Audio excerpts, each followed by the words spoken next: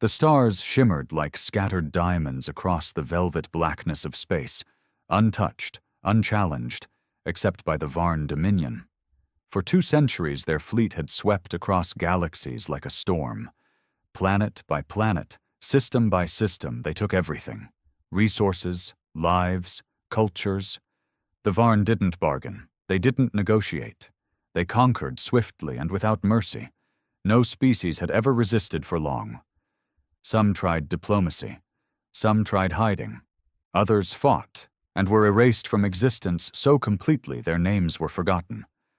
But Earth was different. Not smarter, not stronger, just different. On the outer edge of the Perseus Arm, in a dusty, overlooked solar system, a warship drifted. Cold, silent, forgotten by its own people. The UHS Leviathan. It was a relic of an old Earth war, one nobody talked about anymore. Massive and angular, covered in armor thick enough to block most deep scans, it was believed lost during the Martian uprising 80 years earlier. But it wasn't lost. It was waiting.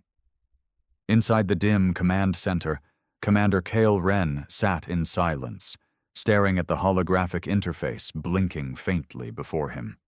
He was lean, gray-haired, and hard-eyed, the kind of man who had seen too many battles and trusted too little. "Status?" he asked, not turning his head. "Power at 84%, weapon systems warmed," replied a voice, smooth, feminine, but artificial. The ship's AI, named VERA. "One Varn scout vessel entered detection range 5 minutes ago. They haven't seen us yet." Kyle rubbed his jaw. Of course they haven't. They don't expect humans to fight anymore. They think we gave up. "They're not entirely wrong," Vera said. Kyle didn't smile. "They forgot us." He stood, boots echoing against the steel floor. Around him, the bridge crew came to life. Not many of them, just 12 people, all that remained from the original crew. Some were barely more than kids when they signed on. Now, they were all warriors, bound by one mission. Not survival, not diplomacy, payback. The Varn hadn't even meant to invade Earth directly. They didn't need to. They crushed the colonies around it, blocked trade routes, and left Earth to starve. The rest of the galaxy watched and did nothing. Humanity had become irrelevant, weak, obsolete. But they had forgotten rage. Humanity's greatest weapon wasn't its technology or its numbers. It was what happened when you pushed them too far, when you took everything from them, when the only thing left was the fire that burned in a broken soul. "Bring us up," Kale ordered. The ship moved, slow and deliberate, from behind a small moon. For the first time in decades, the Leviathan showed its face. Its hull was scarred, its systems outdated, but its soul was alive. The Varn scout ship saw them at last. Too late. "Target locked," Vera said. Kyle gave a single nod. "Fire." A pulse beam roared through the void, pure white energy that sliced through the Varn ship like paper. There was no time for shields, no call for backup, just death. Kale stared at the screen as the Varn ship shattered. Not out of satisfaction, but memory. He remembered his brother's last words before a Varn raid took their colony. He remembered the messages from Earth, begging for help that never came. "We're not finished," he said. "That was just a scout. The real fleet's coming." "They'll bring hundreds of ships," Vera noted. "Good." Kyle turned. "Let them come. We'll show them what humans do when we've got nothing left to lose." Outside, the darkness of space was shifting. Stars flickered oddly, shadows moving between them. The Varn were coming, and this time humanity wouldn't run. The wreckage of the Varn scout ship still drifted in space, glowing faintly with residual plasma as its remains spread in a wide arc. It was the first Varn vessel to be destroyed by human hands in nearly 70 years. But Kale knew the price of that victory. It wouldn't go unnoticed. The Varn would not take the loss lightly. They never did. Inside the Leviathan, tension rippled like static through the corridors. There were no cheers, no celebrations. Only a quiet readiness, like the calm before a tidal wave. Everyone on board knew what came next.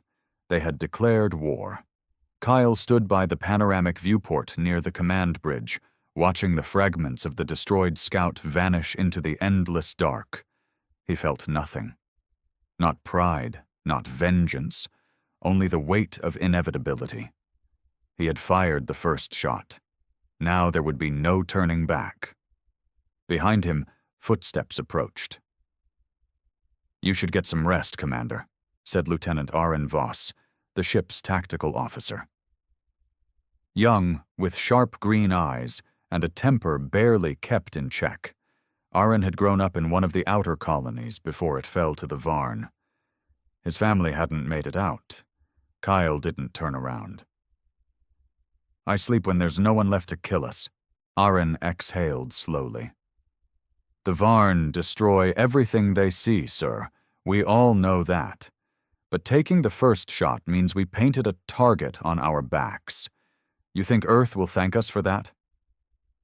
Kyle finally turned, eyes locked on Aaron's. "I don't care if Earth thanks us. I care that the Varn know they're not untouchable, that we can bleed them." Aaron didn't argue. He just nodded once and left. Kyle moved to the tactical table and tapped a few controls. A star map lit up, showing the local sector. The Varn fleet had been spotted moving through nearby systems over the past 6 months. They didn't travel all at once. Instead, their ships advanced like fingers, probing and squeezing until civilizations shattered between them. But now they'd been bitten. Vera's voice echoed through the bridge speakers. "Long-range scans are detecting 3 vessels exiting subspace on the far edge of the system."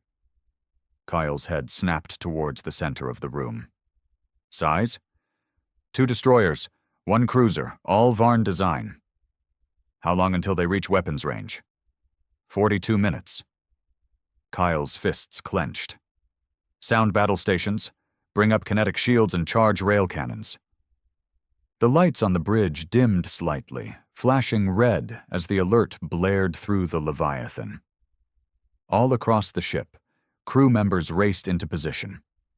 Engineering sealed off its lower decks, gunnery crews strapped into exosuits, medics prepped for casualties. This wasn't going to be like the scout ship. That was execution. This was survival. Down in the engine bay, Mira Halden checked coolant levels on the primary reactor. She'd been just 16 when her home station was gutted by the Varn.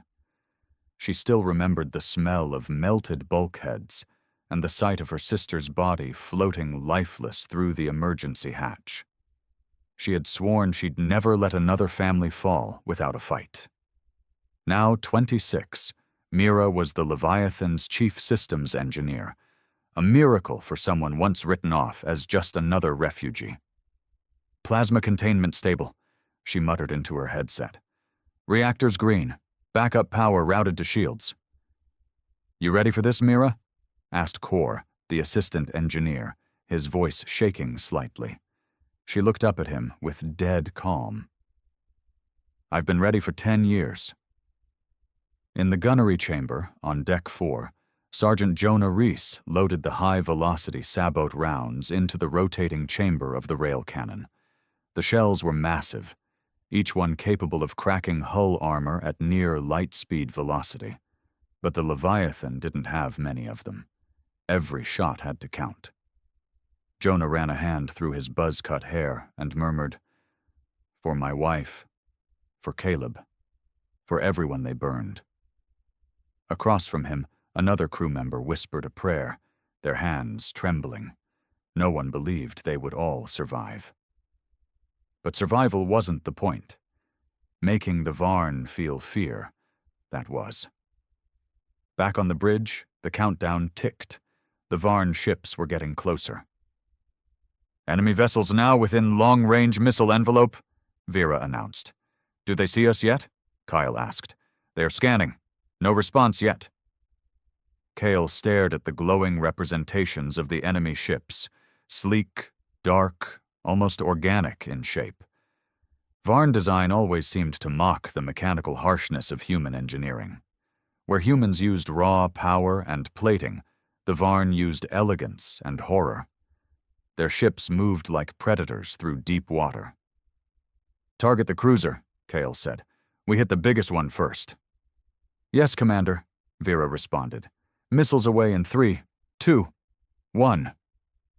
From beneath the ship, the missile bays opened like hungry mouths. 4 torpedoes shot out into the void, streaking toward the Varn cruiser in perfect silence. It took only seconds for the Varn to respond. The enemy cruiser's hull shimmered with light as energy barriers flared to life. Defensive turrets rotated and opened fire, striking down 2 of the incoming torpedoes, but the other 2 hit hard. Explosions rippled across the cruiser's port side. Alarms and screams filled the Varn vessel, but it wasn't destroyed, only wounded. "They're powering weapons," Vera said coldly. "Returning fire." Kyle gripped the railing. "Brace for impact." The space around the Leviathan lit up like a storm. Plasma bolts and beam weapons screamed across the void. The ship rocked violently as the first blast hit their forward shields, sending arcs of energy skittering down the corridors. "We've lost 12% shielding on the bow," Mira shouted through the comms. "Keep rerouting power! Patch the damn holes!" Kyle yelled back. The 2 destroyers now flanked the Leviathan, firing in synchronized patterns. They weren't used to resistance, but they were efficient, calculating, and merciless. "We need to thin the pack," Kale growled. "Target the starboard destroyer, all railguns." Rail cannons opened up with a thunderous boom, the recoil shaking the entire ship. A glowing slug punched through the void and crashed directly into the destroyer's command pod. It split like glass. The Varn destroyer spiraled, bleeding fire and debris before vanishing in a final, silent explosion. Cheers erupted across the Leviathan, short-lived, desperate, half-disbelieving. But Kale's face stayed hard. "We're not done yet," he muttered. The remaining destroyer and the cruiser regrouped, now moving into tighter formation. Their attacks became more focused, hammering the weakened shield sectors. "Shields failing on port side," Vera warned.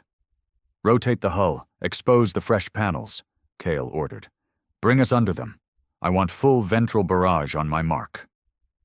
The ship groaned as it rotated, maneuvering like a beast wounded but still dangerous. From the belly of the Leviathan, all remaining torpedo launchers fired in a devastating spread. 1 torpedo punched through the destroyer's engine module. A second sliced through its weapons array. The ship twisted violently, then cracked in half. The cruiser hesitated. For the first time in known galactic history, a Varn warship backed away from a human vessel. Kyle's voice dropped to a growl. "Number, you don't get to leave." "Pursuit?" Vera asked. "Full burn. Bring her down." Engines screamed as the Leviathan surged forward. Railguns opened again, pounding the cruiser with a fury born of extinction and memory. Bit by bit, the Varn shields collapsed. The hull split open. Fires consumed the decks. Kyle watched as the cruiser died, silent and slow. And then, nothing. No more ships, just wreckage. Silence returned to the bridge. Vera's voice broke it. "Sector is clear. No signs of further enemy presence, for now." No one moved. No one spoke. They had won. 3 Varn ships destroyed. A miracle. Kyle leaned over the console and whispered, "Now they know. We're not extinct. We're not afraid." He looked to the crew. "Now, we make them remember us." It had been 37 hours since the last Varn cruiser exploded into the void, and the wreckage still drifted silently like a graveyard in motion. The Leviathan floated amid the remains, its scarred hull groaning under the strain of battle damage, but still intact. Inside, a fragile calm had settled, not from peace, but from anticipation. Kylo Ren hadn't left the bridge. He stood motionless, staring at the tactical screen that showed no new hostiles, just black space and debris. The Varn had retreated, but that wasn't their nature. That wasn't how they operated. They weren't afraid of anything, which meant something worse was coming. "Commander," Vera spoke softly. "Crew requests a debrief. Morale needs stabilization." Kyle blinked slowly and turned toward the center of the bridge. "Gather everyone in the mess hall. I'll speak to them directly." Vera's voice echoed across the Leviathan. "All crew, report to the primary mess hall for mission debrief." 10 minutes later, Kale stood on a makeshift platform in the mess. The room was filled with weary faces, men and women smeared with grease and sweat. Some carried burns, others nursed broken ribs or fractured arms wrapped hastily in medical foam. But none had the look of defeat. These were survivors. Fighters. The forgotten children of a dying civilization who had just bloodied the nose of a galactic empire. Kyle's eyes swept over them before he spoke. "We were never supposed to win," he began, voice low but clear. "Every military strategist on Earth said that fighting the Varn was suicide. They said we should stay hidden, let them pass, hope for mercy." A few people snorted bitterly. They all knew what mercy from the Varn looked like. Kyle continued.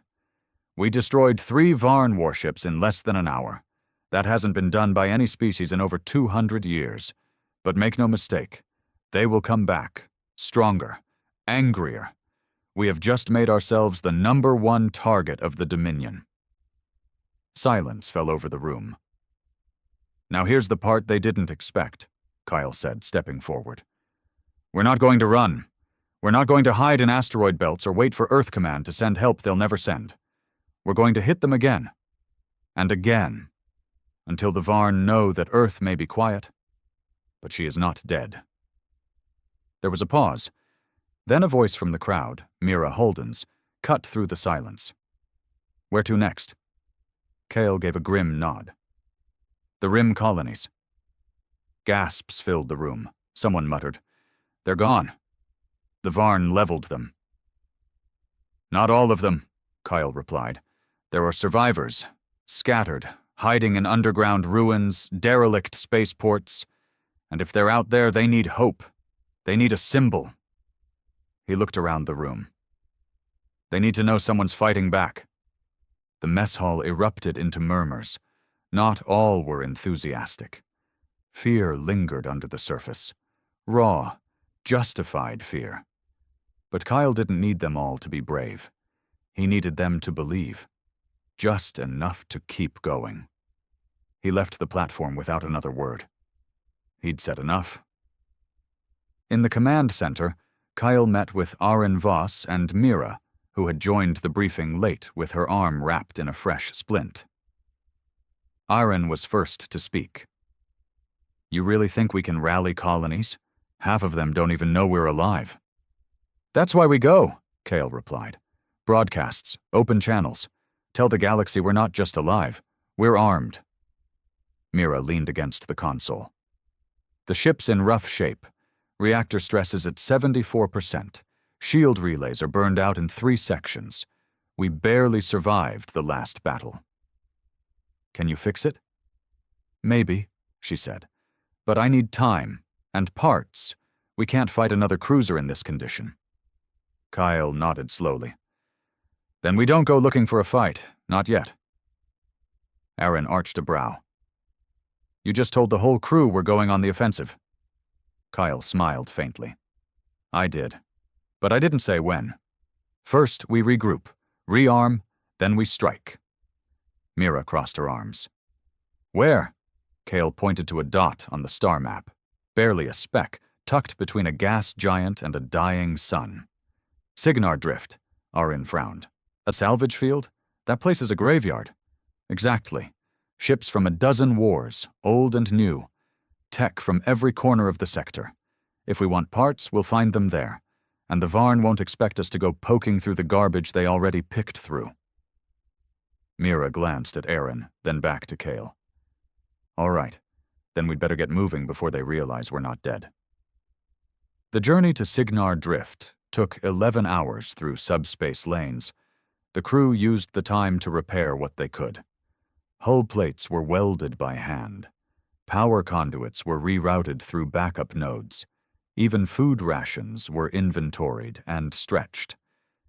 It was during this time that Kale found himself walking alone through the crew quarters, watching his people work in silence. Some sat hunched over engine coils, others stitched uniforms, but none of them looked like soldiers. They looked like ordinary people, stuck in a war they didn't choose. He paused outside a sealed chamber marked with red lights. Med Bay. Inside lay Sergeant Jonah Reese, unconscious. He'd taken a piece of shrapnel to the chest during the last railgun volley. The medics said he'd live, but just barely. Kyle stared at him through the glass. Jonah had been one of the first to volunteer when the Leviathan was resurrected from its grave orbit.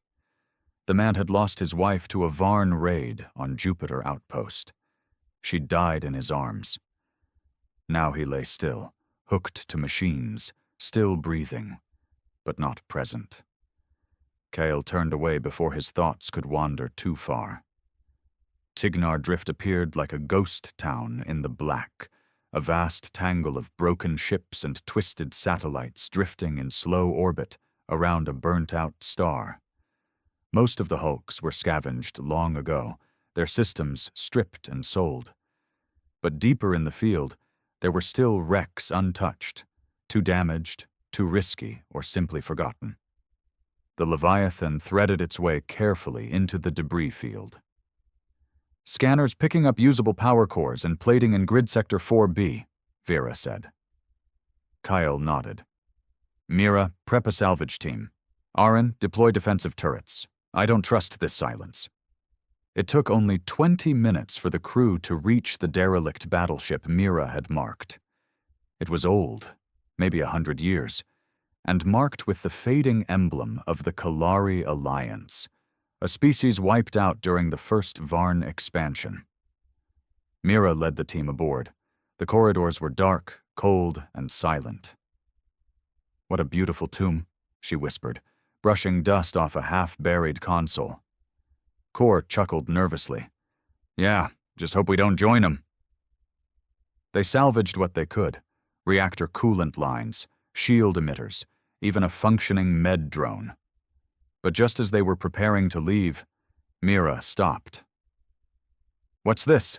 She said, pulling back a shattered wall panel. Behind it was a black case, sealed tight. She tapped it. No response. Manual override required. Bring it back, she told the team. Whatever it is. Someone wanted it hidden. Back on the Leviathan, Kale watched as Mira placed the case on the tactical table. What do you think's inside?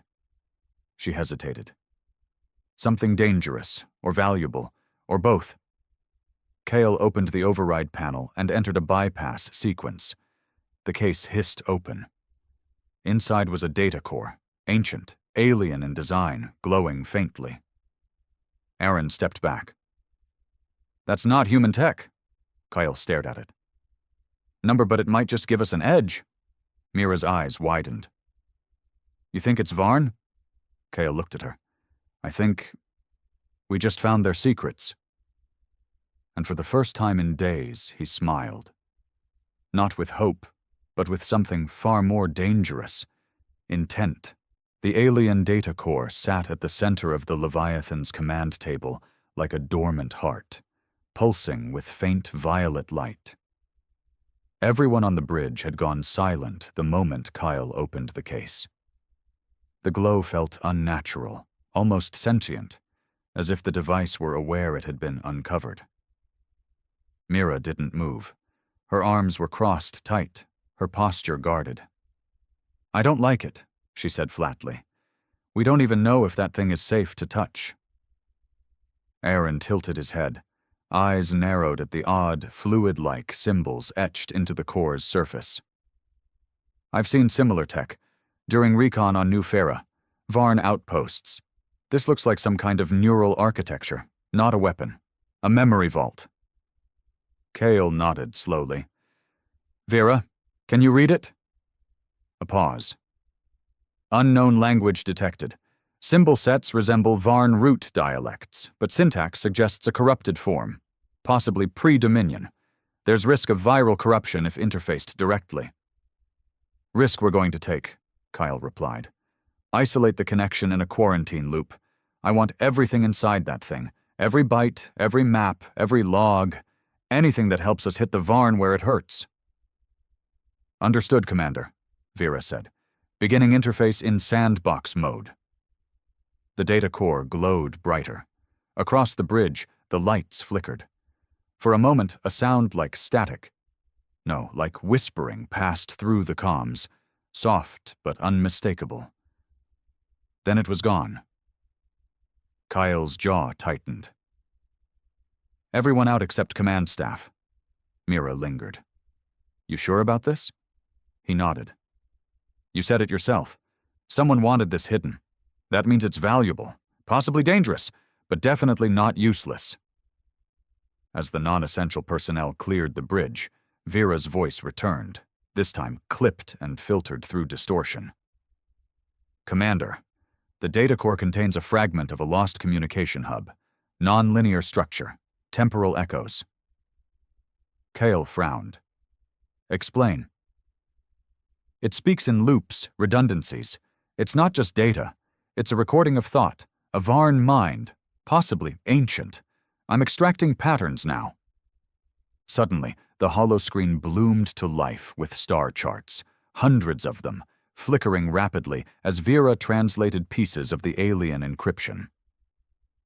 Aaron stepped closer. Wait a second. That's the Dominion spine, their core expansion route. He pointed to a cluster of red-marked systems. These are their control nodes, industrial hubs, logistical pillars, the places they never let outsiders near. Coyle's eyes locked on the screen. How up-to-date is this? Vera responded, estimate, 18 to 23 years old. However, key structures remain unchanged. Varn doctrine values stability over speed. Their power centers move slowly, if at all. Mira let out a low whistle. You're saying we could strike their heart? Kyle nodded. Not yet. But we can start with their veins. The bridge went quiet again. Aaron, ever the skeptic, broke it first. We'd need more than one ship. Even with this map, we're a skeleton crew on a war relic. Then we find more, Kyle said simply. Survivors, scavengers, pirates, anyone the Dominion crushed but didn't kill. We give them something no one else has, an actual shot at hurting the Varn. Mira crossed her arms. And if they don't listen, or worse, if they betray us? Kyle didn't hesitate. Then we bury them with the rest. Later that cycle, deep in engineering, Mira sat cross-legged beside the salvaged reactor coils. Sweat beaded her brow despite the chill. The data core's encryption had haunted her ever since she saw it. There was something unnatural about how it reacted, like it was watching. Core entered carrying a toolkit and a half-eaten protein bar. You really think the commander's plan is going to work? Mira looked up, brushing dust off her hands. Doesn't matter what I think. We've already started. There's no turning back. Core crouched beside her.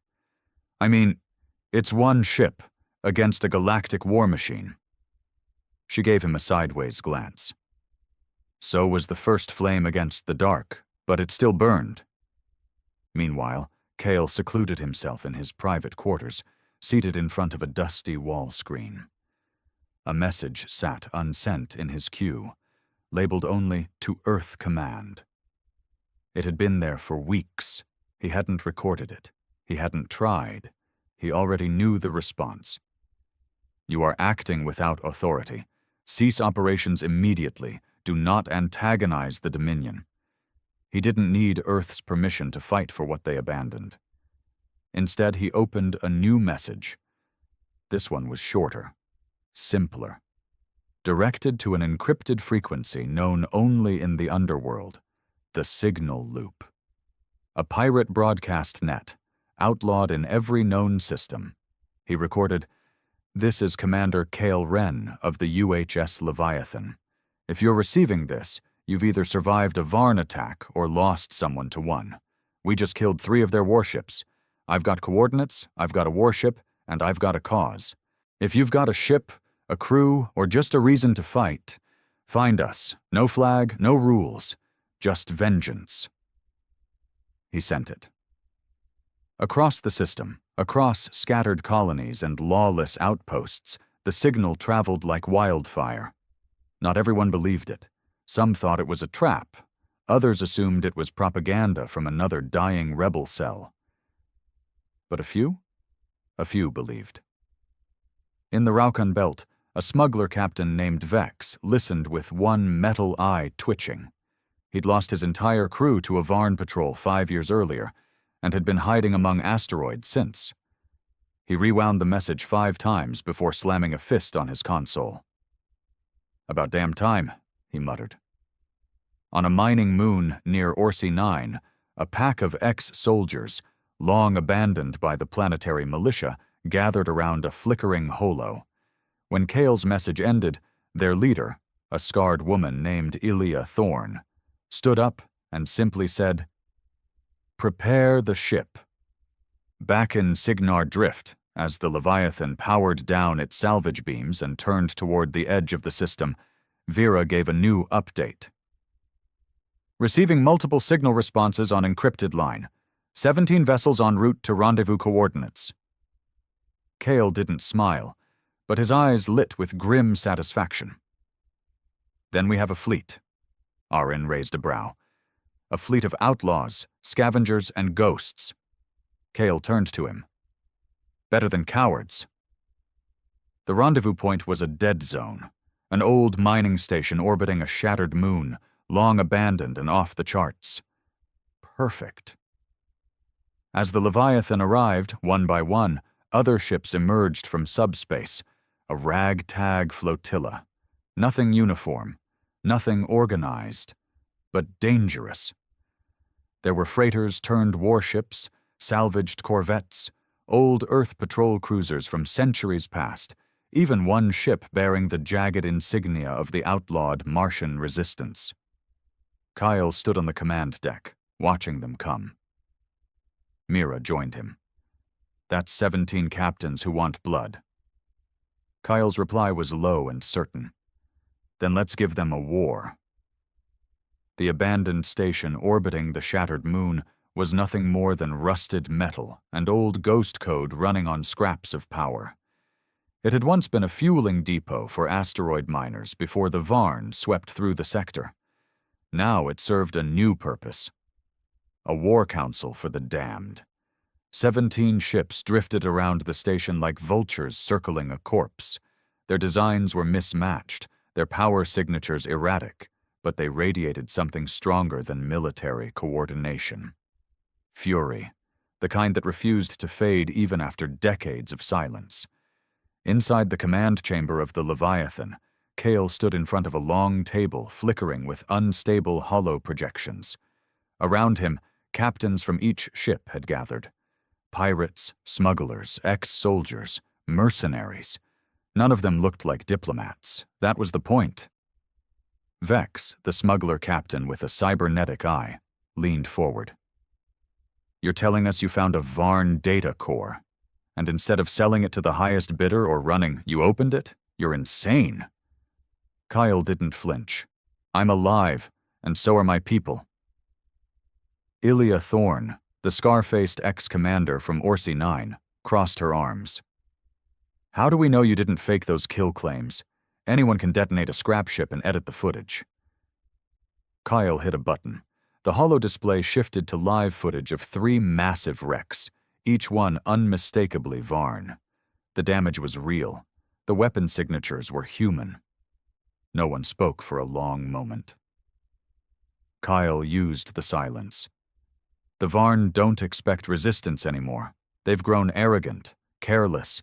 They think they've erased fear from the stars. What they don't realize is that fear can turn into rage. He moved around the table, his voice growing lower. I don't care what side you used to be on. Earth, Mars, or the Void. If you lost someone to the Dominion, if they took your people, your world, your future, then you're with me. We hit them where it hurts. Their supply chains, their drone factories, their sleeper fleets. Vex let out a sharp breath. And when they send a dreadnought? When their entire battle group shows up? Kyle looked him dead in the eye. Then we send it to hell. Silence again. This time it felt heavier. Ilya finally nodded. What's your first target? Kyle tapped the display again. A star system blinked red. Volnax Prime, outer colony, used as a fuel depot and staging ground for Varn cruisers. If we take it, we cut a vein feeding their eastern front. Mira spoke from the side. There's a weak point in their orbital relay. We analyzed the data from the core. If we overload the array, their long-range comms go dark for 6 hours. That gives us time to strike. Vex grinned. Now you're talking. Let's light something on fire. In the next few hours, the old station buzzed with activity. Fighters were refueled, torpedoes assembled from scavenged parts, hulls patched with makeshift plating. These ships weren't built for full-scale war, but they didn't have to be. They were fast and angry. On the Leviathan, Kyle met Mira in engineering. You ready for this? He asked. She didn't look up from her console. Number, but I stopped waiting to be ready the day the Varn killed my sister. Kale nodded. We only need the Leviathan to get us through the relay. Once we disable it, the others will strike in waves. Mira closed the panel and leaned against the wall. You know they'll counterattack hard. If we're wrong, even a little, we lose more than just ships. We lose momentum. Kyle met her gaze. Then we don't give them the chance. 2 days later, the fleet emerged from subspace near the edge of the Volnax system. The Varn hadn't seen it coming. Not a proper fleet. Not a battle group. Just broken ships, flying like wolves. The relay station was their first target. It floated above Volnax's third moon, a spindly, crab-like structure bristling with sensor towers and comm dishes. 3 Varn patrol frigates orbited it like bored sentries. Begin attack run, Kyle ordered. The Leviathan surged forward, flanked by 2 of the faster pirate vessels. As they approached, Vera launched a precise jamming spike into the relay's central node. The entire array went dark. What the? One of the Varn comms barked over open frequency. System disruption detected. Too late. Railguns thundered. Plasma torpedoes lit the dark. 1 Varn frigate exploded within seconds. The other 2 engaged, but they weren't prepared for the coordination. The ragtag fleet fought like madmen because they were, driven not by strategy but fury. Within minutes, the relay was crippled. Kyle's voice rang out over the comms. Strike window open. All units, hit Volnax Prime. The fleet descended. Volnax Prime's orbital defenses tried to rally, but their comms were severed, their response fractured. Ground-based cannons fired blindly, missing more often than not. The Leviathan led the charge, blasting a hole through the primary orbital dock. Mira called out from engineering, Main reactor stress peaking. We've got 20 minutes before she blows a gasket. More than enough, Kale replied. The fleet rained fire on the fuel silos. Flames erupted from the surface, casting orange light into the black. The Varn garrison attempted to launch fighters, but Vex's ship strafed them mid-deployment, ripping hangars apart. Ilya's corvette landed ground troops, volunteers in mismatched armor, carrying old rifles and crude grenades. They stormed the base, liberating prisoners and data caches long thought lost. Mira patched into Kale's comms. Sir, We're detecting a new signal. Something's waking up under the surface. Kale froze. What kind of signal? Massive. Buried sub-facility. I think this isn't just a fuel site, it's a sleeper lab. Kyle's heart dropped. Fall back. Pull the ground teams. But it was too late. The ground split open. From beneath the planet's crust, a massive spire rose. Metallic, glowing, alive. Varn tech, but not military. Something worse. Vera's voice rang with alarm. This is not in the Dominion records. Origin unknown. Pattern suggests deep AI synthesis structure, possibly experimental. A hum began to resonate through every ship. Kyle stared at the spire through the viewport. It was pulsing, breathing, calling, and suddenly, across all frequencies, the Varn spoke.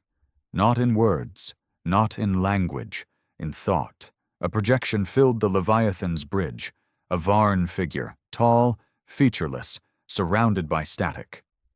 Kyle gritted his teeth. What the hell is that?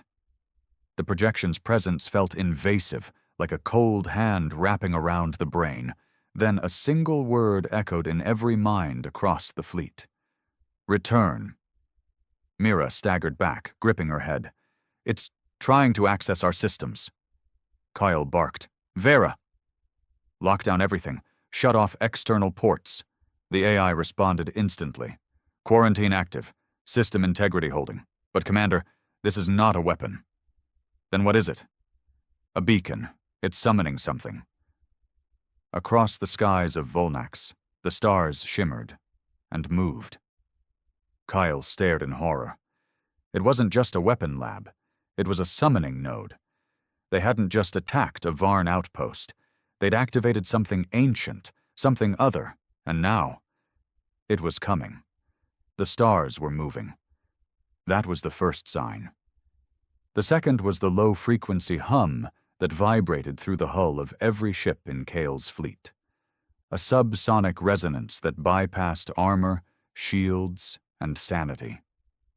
It drilled straight into the mind, not as sound, but as presence. A weight pressing down on the soul. Oh, Kyle stood frozen on the Leviathan's bridge, watching the stellar patterns realign themselves. Entire constellations twisting into unnatural symmetry, like a lock turning in slow motion. Vera's voice trembled for the first time since she had come online.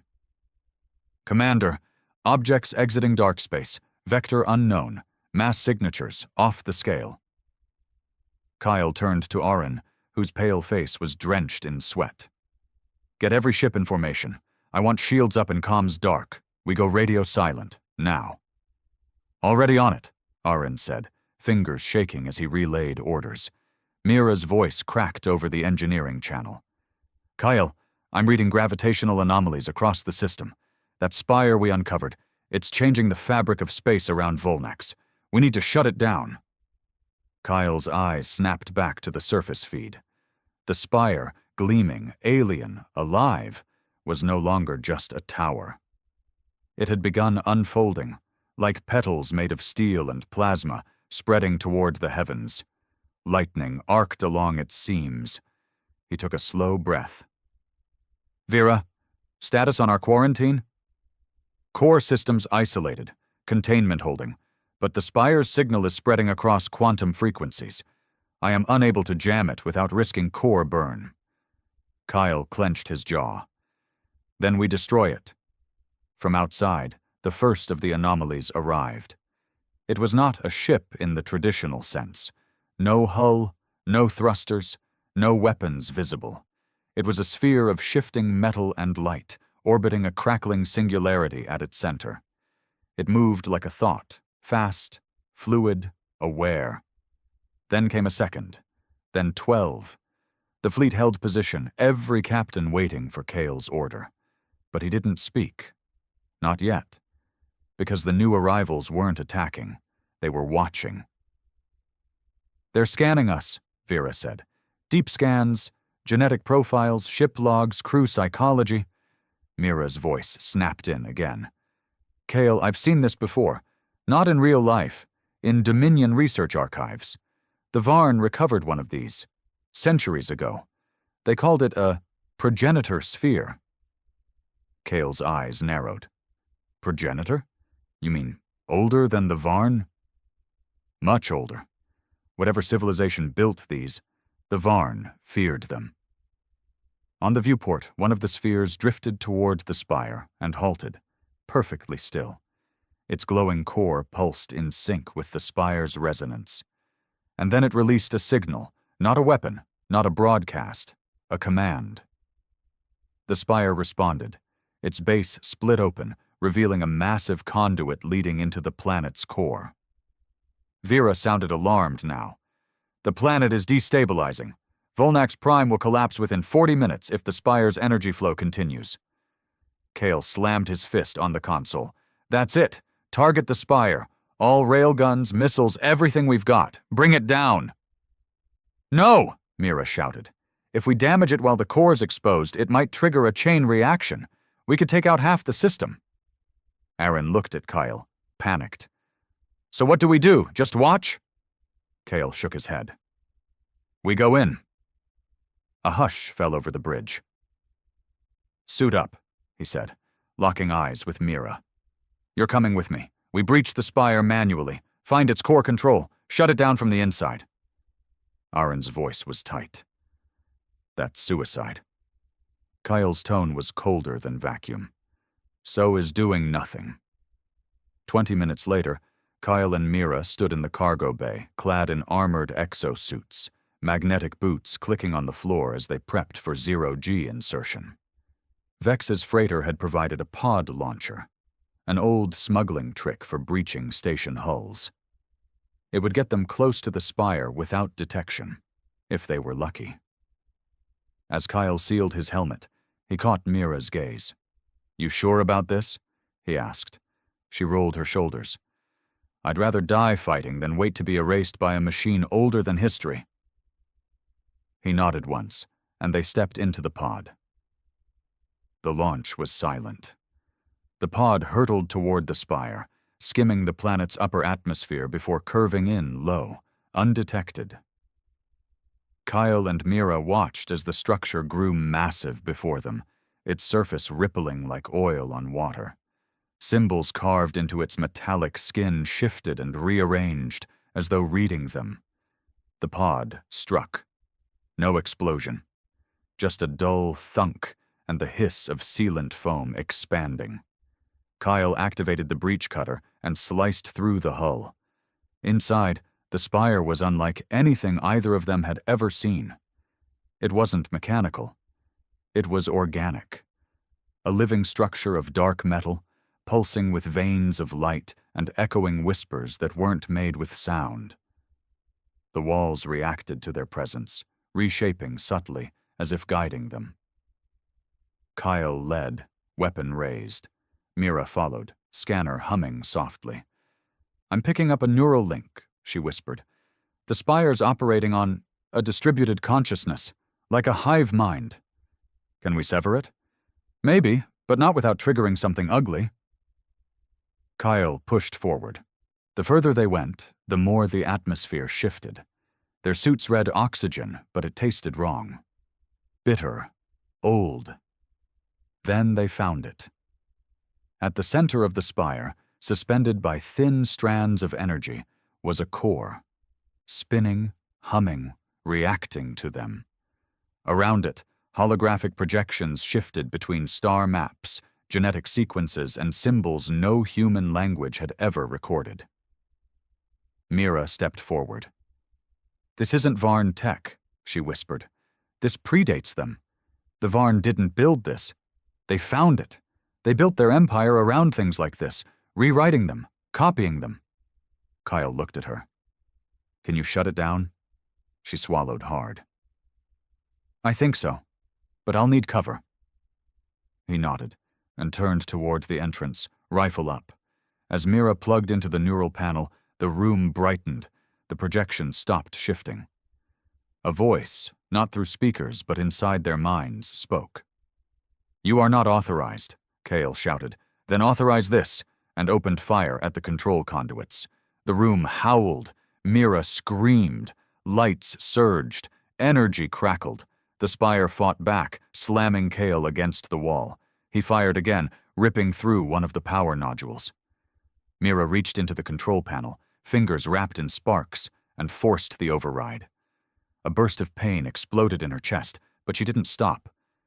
And then, silence. The hum stopped. The spire darkened. Outside, the progenitor spheres paused.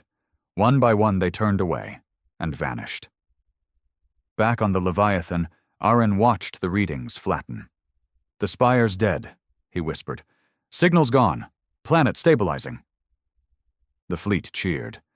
But Kyle didn't hear them, because Mira lay motionless on the spire floor, her helmet cracked, blood pooling beneath her. Kyle ripped off his own helmet and knelt beside her, calling her name over and over, but her eyes didn't open. A faint pulse. Barely there, but alive. He scooped her into his arms, pain and fury boiling behind his eyes. They had survived, but the war had changed. Now Kale knew something deeper, something more dangerous than the Varn. The Dominion wasn't the top of the food chain. Something older was watching. And it wasn't done with humanity yet. Mira didn't wake for 2 days. Kyle sat beside her in the Leviathan's medbay, armor still streaked with blood and soot, eyes sunken with exhaustion. Vera had done all she could, cycling through old Terran medical protocols and Martian biotech updates salvaged from Mira's neural implants. But there was only so much you could do when a living structure tried to rewire your brain. Her body was intact. Her mind? That was still a question mark. Kyle had watched hundreds die under his command. He'd buried good people, bad people, soldiers and cowards alike. But this woman who had held the Leviathan together with duct tape and rage, he couldn't accept losing her. Not like this. He reached out and placed a hand on hers, whispering, "You said you didn't want to die waiting." The med monitors pulsed steadily, indifferent. Then her fingers twitched. His heart leapt. He leaned in. Mira's eyes fluttered open, then focused, and she muttered, "I'm not dead?" Kyle nearly laughed in relief. "Number, but you picked a hell of a way to flirt." Her lips curled weakly. That was the worst pickup line in human history. He stood, motioned to Vera through his wrist interface. "She's awake. Alert med." Mira slowly sat up, gritting her teeth. "The spire. Did we shut it down?" "You did."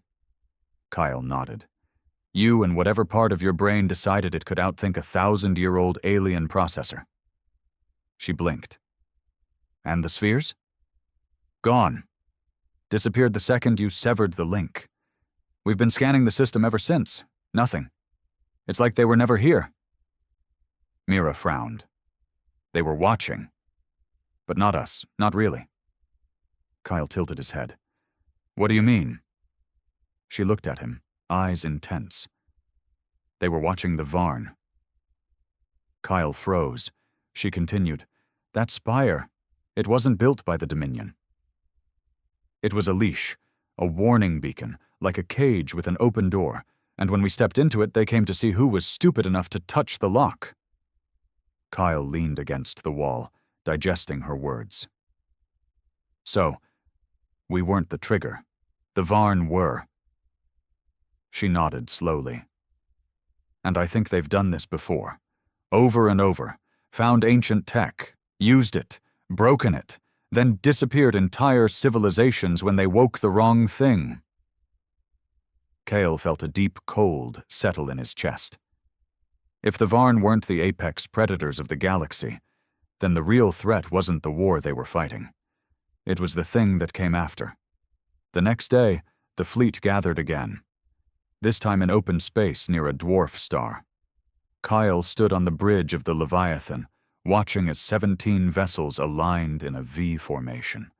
Survivors, scavengers, rebels, and ghosts.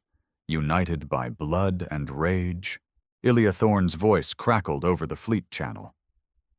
We all saw what happened at Volnax. You brought something ancient out of hiding. Now half the sector's watching this system. The Varn know we're more than a rumor. They'll come. Kyle's voice followed, steady and cold. Let them. Vex laughed. You're either a genius or completely unhinged, Ren. Kyle replied, both seem to work. But behind his confidence, the pressure was building. They'd struck a blow, yes, destroyed a spire, rallied ships, and shown the Varn their own mortality. But now, they were known.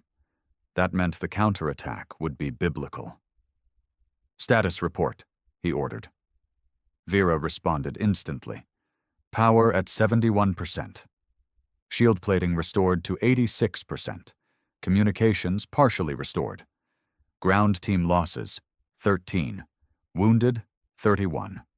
All accounted for. And the fleet? Minimal damage. Ammunition levels, critical. Fuel, enough for one more jump. Recommend replenishment before additional engagement. Kyle nodded. Options? Nearest viable salvage. Derelict station on the edge of the Grith Belt. Classified as no entry by Varn patrols, likely due to radiation spikes and local anomalies. Aaron turned from the comms console. Translation. It's haunted. Kyle cracked a smile. Perfect. The Grith Belt was a graveyard, a tangle of shattered moons, mangled stations, and floating cargo pods twisted by time and gravity. The remnants of a civilization called the Rithari, who'd vanished 2 centuries ago without a trace. The Varn called it cursed. Humans called it tempting. The fleet approached cautiously. Kyle had ordered radio silence, only emergency comms allowed. The atmosphere was thick with tension. As they neared the station, sensors picked up strange energy signatures, non-lethal but constant. A deep pulse, not unlike the spire's resonance. Mira joined Kale on the bridge, a fresh brace around her ribs. That signal, it's not communication, it's decay. Kale frowned. Explain. She pointed to the screen. It's a slow echo of something massive that happened here. A singularity collapse, maybe. The station absorbed it. Whatever tech they had, it was beyond even the progenitor echoes. Arin muttered, We shouldn't be here. Kale turned to Vera. Scan for usable parts, then prep salvage crews. I want us in and out. Understood. The salvage operation started well enough. Vex's crew found a power relay that could be jury-rigged into a fusion converter. Ilya's ship picked up crates of raw thorium. Even the Leviathan's gunnery team found abandoned missiles still stable enough to fire. But then, Vera interrupted. Commander, I found something buried. Kyle leaned forward. Go on. A secure chamber, sealed in magnetic stasis, broadcasting an old Earth emergency protocol, code classification 9H, designated as Omega. Mira paled. Kyle's tone went flat. Put it on screen. The camera feed flickered, showing a rusted hatch deep within the wrecked station. A flickering red symbol glowed faintly on the wall, an eagle with broken wings. Kyle stared at it. That symbol hadn't been used since the fall of Earth's outer rim, a war humanity lost hard, long before the Varn even arrived. Only one project had ever received that level of secrecy. Project Omega. A weapon. Kyle stood. Get a team. We're going down. The chamber was buried beneath 3 collapsed decks and a decaying radiation shield. Kyle, Mira, and 2 engineers descended into the guts of the station, moving slowly through twisted corridors filled with frozen corpses and burned-out terminals. When they reached the Omega room, the air was still. Mira ran a hand over the panel. Manual override still intact. Kyle looked at the engineers. Cut it open. The seal broke with a hiss. Inside was a cylindrical pod the size of a small transport shuttle, coated in black carbon plating. Strange conduits coiled around it like vines, and beneath a glass window, floating in cryogenic suspension, was something unmistakably human. A man. Mira's mouth opened. "Is that—" Kale stepped forward. Vera scanned the pod. "Life sign stable. Subject is in stasis. DNA match, Terran origin. Implant registry identifies him as Major Dorian Kess. Status: KIA. Officially reported dead during the Martian collapse. But this record is wrong. He never died." Kyle muttered. "He was buried." Mira whispered. "They didn't kill him. They locked him away." Kyle's jaw tightened. "Wake him up."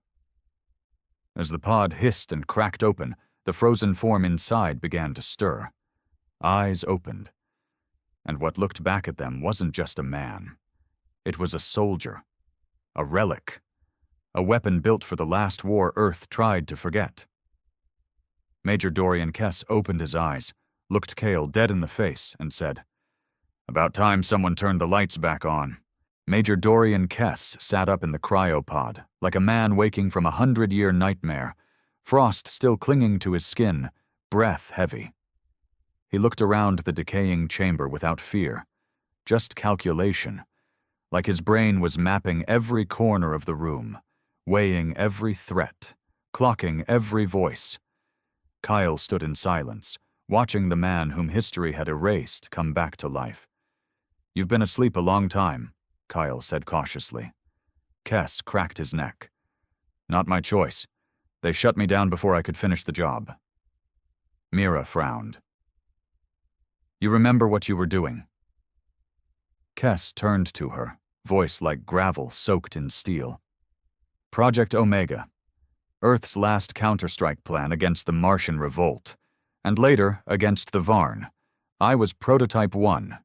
Neural integration, combat AI, direct interface. That ring a bell?" Kyle nodded. "I've heard the rumors. They said the Omegas were too unstable, too human." Kess smirked. "Yeah. Turns out you can't stuff a soldier's soul into an AI and not get a few ghosts in the machine." Vera chimed in. "Records confirm Subject Kess was declared MIA, presumed KIA, after the Omega program was terminated due to ethical violations and neuropsychic failure rates." Kess laughed once, short and bitter. "Nice to see my legacy's still classified as a horror story." Kyle crossed his arms. "The war's changed, Major. Earth's silent. The Varn own half the galaxy. But we've been fighting back. We took Volnax, shut down one of their spires, and now they know we're alive." Kess looked at him, eyes gleaming. "You hit a spire?" "Hard," Mira said. "We activated something ancient, older than the Varn. They came, they saw, and they left. But not before we got their attention." Kess stood slowly, shaking off the frost. "Then you just pushed the galaxy into a new war, and you'll need someone who's already died in the last one to help win it." Back aboard the Leviathan, Kess was briefed, scanned, and cleared, though cleared was a stretch. Half of Vera's routines flagged his neural feedback as erratic. His implants were ancient but lethal, survivors from a more brutal time. Kess was a hybrid, man, machine, and memory, and none of those pieces trusted the others completely. But he was something else, too. A symbol. When Kale introduced him to the rest of the fleet commanders, jaws dropped. They all knew the Omega name, and they knew what it meant to have one alive. Vex said it best. "So, the ghosts of Earth really are crawling out of their graves." Kess smiled without humor. "You haven't seen anything yet." Ilya narrowed her eyes. "We can't build this war around one man." Kale shook his head. "We're not. But he gives us an edge. His implants can sync with enemy tech, override systems. He's not the war. He's the knife we put in the dark before the war starts." Kess looked at Kyle. Got a target? Kyle turned to the display. Yeah, the Dominion Vault's silence fell over the room. Mira blinked. You're serious? Kyle nodded.